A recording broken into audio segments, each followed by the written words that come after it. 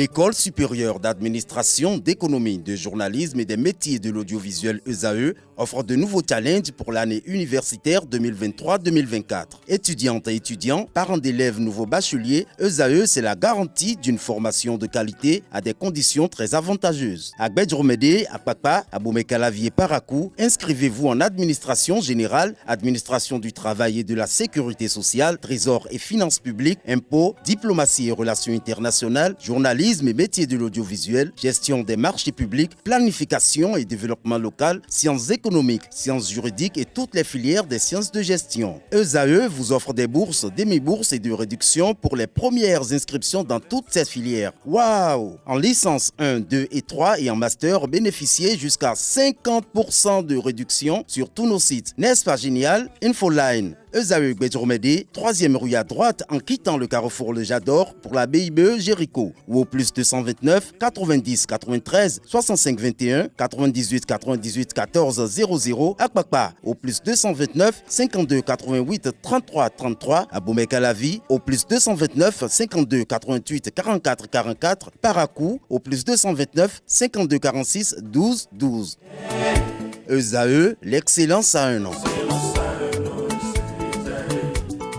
Bonjour à nouveau, chers amis internautes. Nous démarrons comme à l'accoutumée par le quotidien Maison, le quotidien béninois d'information générale et d'analyse L'Informateur, qui nous propose ce matin en manchette, après la relecture du code électoral, les premières réactions des politiques. Le journal mentionne que les modifications apportées au code électoral suscitent diverses réactions au sein de la classe politique. Si dans les états-majors des formations politiques, plusieurs réunions sont annoncé pour se prononcer sur le sujet. Des acteurs politiques, cependant, n'ont pas hésité à dire leurs impressions à chaud, lesquelles vous sont retranscrites en page 3. Au lendemain du vote du code électoral, nouvelle réunion, Talon, député de la mouvance, nous évoque, autant pour moi, l'informateur ce matin, des précisions à la page 4 de sa parution de ce matin. Téléphonie mobile, le Bénin passe bientôt à 10 chiffres, nous informe l'informateur. On peut lire également à la une de l'informateur de ce matin.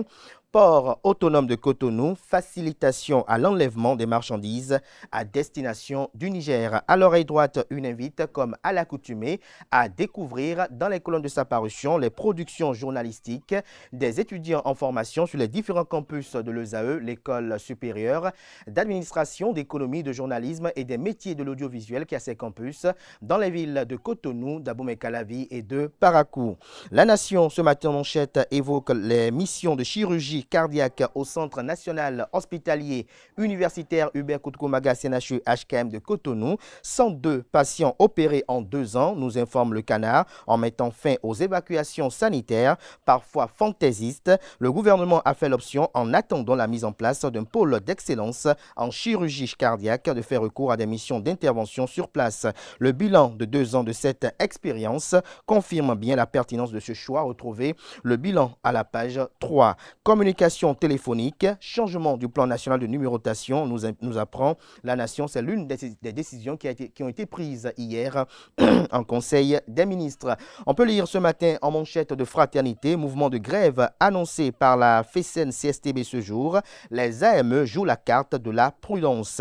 Mise en opération de la TNT au Bénin, désormais les kits de réception passent de 18 000 à 5 000 francs CFA. Des détails en page 5. Le matinal ce matin en manchette, nouveau code électoral, une loi impersonnelle pour renforcer les acquis. Gilles Gouy, je cite, ce nouveau code électoral n'est plus chrysogène, fin de citation. Le journal rappelle que le mardi 5 mars 2024, la représentation nationale a procédé à la modification du code électoral en vigueur au Bénin. Les débats ont eu lieu en présence des députés de tous les partis politiques représentés au Parlement, notamment l'Union progressiste, le Renouveau, le Bloc républicain et les démocrates. Retrouvez le compte rendu du journal à la page 6. Campagne de commercialisation des noix de cajou 2023-2024. Les conditions de déroulement fixées, lesquelles vous sont exposées à la page 4. Matin libre ce matin en manchette, vote d'un nouveau code électoral.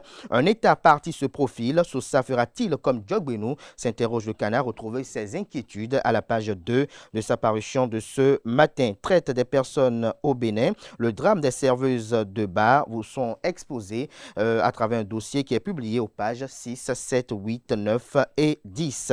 Plateforme électorale des organisations de la société civile. Patrice Talon invité à ne pas promulguer le code électoral voté. Le quotidien, l'autre quotidien ce matin en manchette, évoque la relecture du code électoral. Le Canard fait observer des changements significatifs attendus dans le paysage électoral. Les 4 vérités ce matin en manchette, modification du code électoral. Le seuil d'attribution des sièges de députés passe de 10 à 20%. Des précisions sur les innovations aux pages 3, 6 et 7.